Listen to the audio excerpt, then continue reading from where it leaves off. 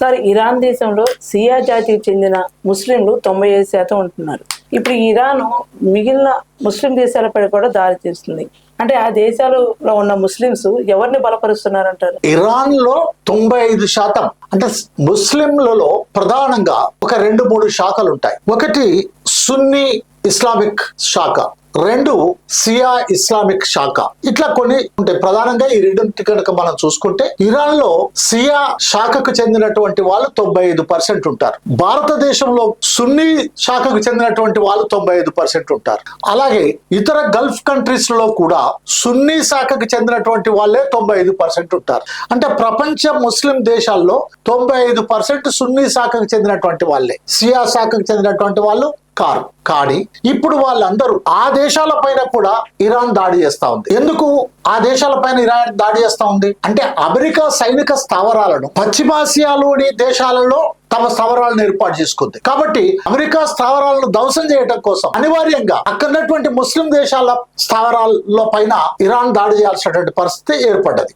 ఆ విధంగా Saudi Arabia, United Arabic Emirates, Bahrain, Kuwait, Qatar, Jordan తదితర దేశాల్లో ఉన్నటువంటి అమెరికా సైనిక స్థావరాల పైన ఇరాన్ దాడి చేస్తా ఉంది. కాబట్టి సహజంగా అక్కడున్నటువంటి దేశాలు ఏం చేయాలి? ఇరాన్ ను వ్యతిరేకించాలి.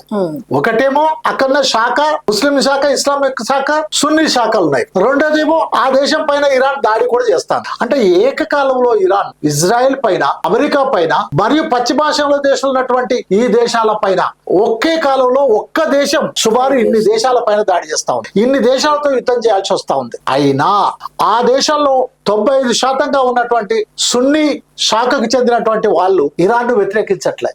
తమ దేశాల పైన దాడి చేస్తున్నప్పటికి కూడా ఇరాన్ ను వ్యతిరేకించట్లే. ఎందుకు? భారతదేశంలో ఉన్నటువంటి ముస్లింలు కూడా ఇరాన్ ను వ్యతిరేకించట్లే. 95% ఇక్కడ సున్నీలు ఉన్నారు, సియాలు 5% ఉంటారు. అయినా వీళ్ళు ఇరాన్ వ్యతిరేకించట్లే. పైపెచ్చు ఇరాన్ సుప్రీం కమాండర్ ఆయతుల్లా ఖమేనీ హత్య చేయబడిన తర్వాత దాన్ని ఖండిస్తూ అనేక ముస్లిం దేశాల్లో ప్రదర్శనలు జరిగాయి, ప్రకటనలు చేశారు. కారణం ఏంటి అంటే తమ ధార్మిక మత ఆధారిత శాఖల మధ్య ఉన్న తేడాలను కూడా మర్చిపోయి అమెరికన్ సామ్రాజ్యం యొక్క దుర్మార్గమైనటువంటి చర్యలను వాళ్ళు ఖండిస్తున్నారు.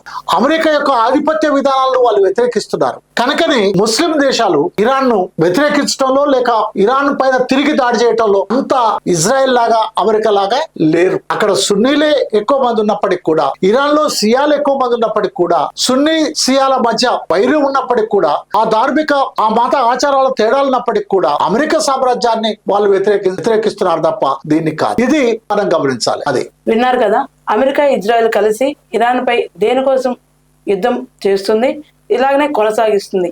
ఇదే విధంగా కొనసాగితే మన భారతదేశం పరిస్థితి ఏ విధంగా మారుతుంది, ఏ విధంగా దయనీయం అవుతుంది అనే విషయాన్ని మనకు బొజ్జా విష్ణు గారు చాలా క్షుణ్ణంగా వివరించారు. దానికి ఆయనకి నమస్కారాలండి. విష్ణు గారు నమస్కారం. ఇలాంటి విషయాలను మనం తెలుసుకునేందుకు ఈ ఛానల్ని లైక్ చేయండి, షేర్ చేయండి, సబ్స్క్రైబ్ చేసుకోండి. నమస్తే.